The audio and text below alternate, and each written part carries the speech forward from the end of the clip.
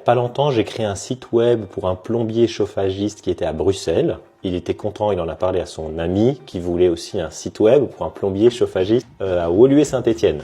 Aujourd'hui, c'est un rendez-vous où on va revoir la maquette qu'on a créée ensemble et je t'emmène avec moi.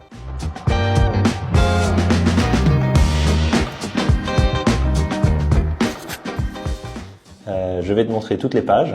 Okay. L'idée, c'est que tu me dises ce que tu aimes bien et ce que tu n'aimes pas. Okay. Ok? Donc ça, c'est une maquette, c'est-à-dire que s'il faut faire des modifications, c'est pas très compliqué, c'est pas encore développé. Okay. Tu vois, c'est comme un dessin qu'un architecte il fait d'un immeuble avant de développer. Donc ça, c'est ta page d'accueil. Je vais la mettre en plein écran. Tu le sais probablement déjà, mais quand on crée un site web, 9 fois sur 10, on va d'abord créer une maquette sur Figma. Pourquoi? Ça nous aide beaucoup à incorporer les feedbacks et les révisions. Changer un site web qui a déjà été développé, c'est un peu comme modifier le carrelage d'une salle de bain alors que tu viens de la carreler. Tu dois tout casser, tu dois tout recommencer. J'exagère un petit peu, mais pas tant que ça. La deuxième raison pour laquelle on aime créer une maquette d'abord, c'est que ça nous permet un peu de faire de la recherche, d'incorporer les sites de tes clients dans le projet Figma, de regarder quel est leur angle d'attaque, comment est-ce qu'ils se positionnent sur le marché.